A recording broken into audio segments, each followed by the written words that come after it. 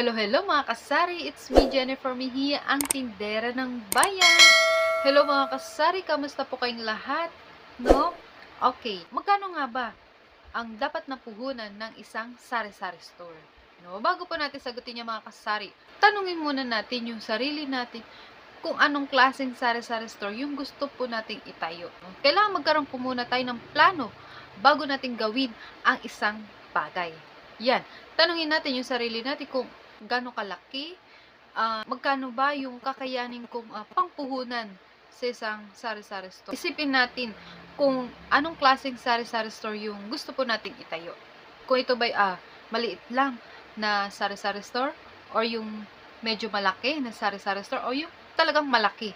No? Yung pang-grocery na talaga yung pang-grocery na po talaga yung gusto nating itayo. Kapag po kasi tayo magsisimula na isang sari-sari store, so isipin natin yung ganitong budget. Kakasya na kaya to? Sasapat na kaya to?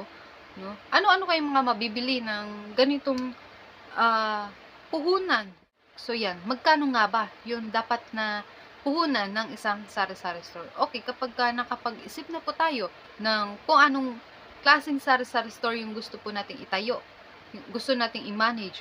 Okay, kung maliit lang na sari-sari store, is pwede na po tayo magsimula sa worth 1,000 pesos to 50,000 pesos. Okay. Yun po yung bracket ng isang sari-sari store. Yung para po sa small sari-sari store na pampuhunan is pwede na po tayo magsimula sa worth 1,000 to 50,000 pesos. O medyo mahaba yung bracket no, na 1,000 to 50,000 pesos na puhunan para sa isang maliit na sari-sari store. Kaya ko po nasabi na ang 50,000 pesos is maliit po na puhunan para po yun sa maliit na sari-sari store kasi sa mahal po ng bilihin ngayon. Every year tumataas ang mga bilihin.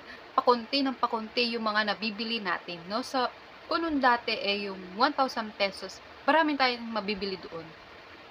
Ngayon po ang 1,000 pesos, katiting na lang. Sa mahal po talaga ng bilihin. No? So, yan. Ako po, nag-start ako ng 30,000 pesos. Imagine, yung sukat po ng sari-sari store ko is 8 square meter. And nag-start po ako ng 30,000 pesos na puhunan. Hindi pa po napuno yung sari-sari store ko na yun.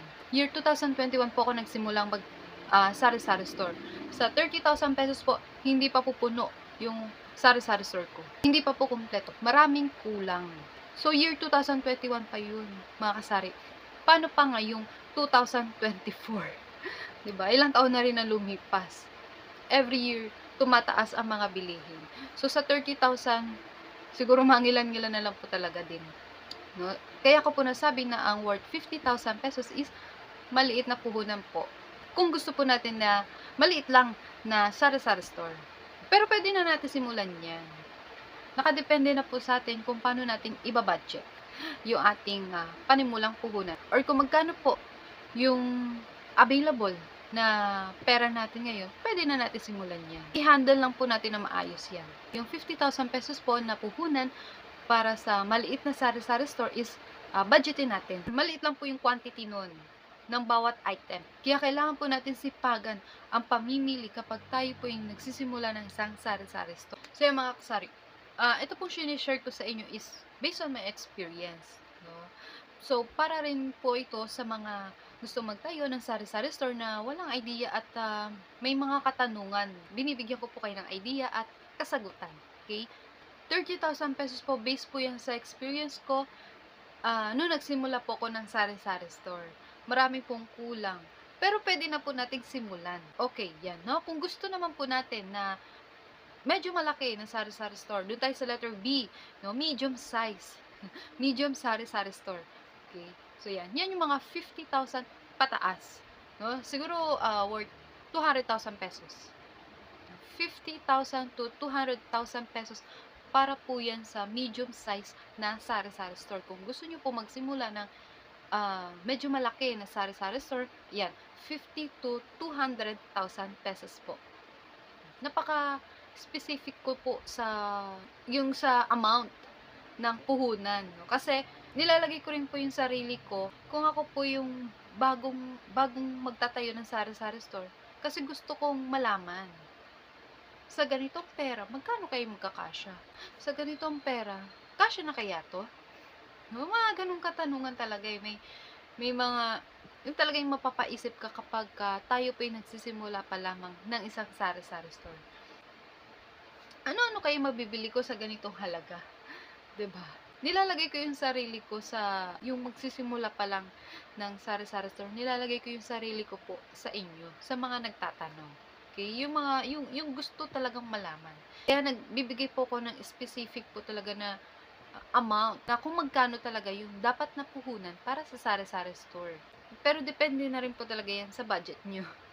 Ako, nagbibigay lang ako ng idea sa inyo kung sa ganitong amount, malaki na kaya to? Ayan, 'di ba? Kung sa ganitong amount, maliit kaya to? Kung mabubuo ko na kaya yung sari-sari store na gusto ko, kung mapupuno ko na kaya ng mga paninda sa worth 50,000 pesos? 'Di ba? Yung mga ganong katanungan. Ayan, sa medium size po na sari-sari store is from 50,000 to 200,000 pesos is, ayan, yung medium size na sari-sari store. Okay? Dito po sa sari-sari store ko, 8 square meter, medyo masikip na eh. And then, ang puhunan ko na po ngayon is around 200,000 pesos po. Yung puhunan ko na ngayon. So, medyo masikip na po yung 8 square meter na sukat ng sari-sari store sa worth 200,000 pesos po na puhunan. And medyo kompleto na rin po. Medyo pa lang, no? Kasi medium eh. Medium size. And then, punta na po tayo doon sa large, no? Yung malaki na talaga kung wholesale na po talaga yung pinapangarap nyong sari-sari store. Actually, hindi na sari-sari store eh. Grocery na yun eh, di ba? So, yan. Kung malakihan po yung gusto nyo po na maging panimula, no? Talagang as in, negosyo na, no? As in, negosyo na, marami kang ipon. So, ayan. Yan yung 200,000 to pataas na talaga. Talagang as in million na ganyan. 200,000 pataas. Yan yung mga large na talaga. Mga malakihan na pang grocery na talaga. No, kung gusto nyo maging wholesalan or maging supplier, yan, malakihan na po talaga. 200,000 and above. So, yan mga kasari, no? At isa rin po sa puhunan, no, na dapat meron po tayo sa ating sari-sari store is sipag at tiyaga. Sipag at tiyaga mga kasari. Number 1 na puhunan po yan para sa sari-sari store. Lalong-lalo na po kung small sari-sari store yung sisimulan natin, talagang doble po ang effort na kailangan nating gawin para lumago ang ating sari-sari store. And nasa sa atin na rin po yan mga kasari. No, nasa pagmamanage natin kung paano natin i-handle yung ating sari-sari store.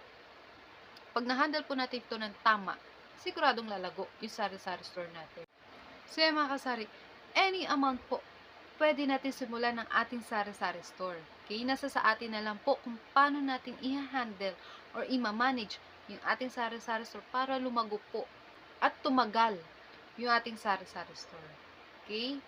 So, yan. Nagbigay lang po ako ng specific amount para sa mga gustong malaman kung magkano ba yung mapupuntahan ng ganitong amount. No? So, yan. Pero ang lahat po talaga ng bagay, nasa sa atin po. Depende na po talaga sa pagmamanage natin yan kung paano natin mapapalago. Okay? No?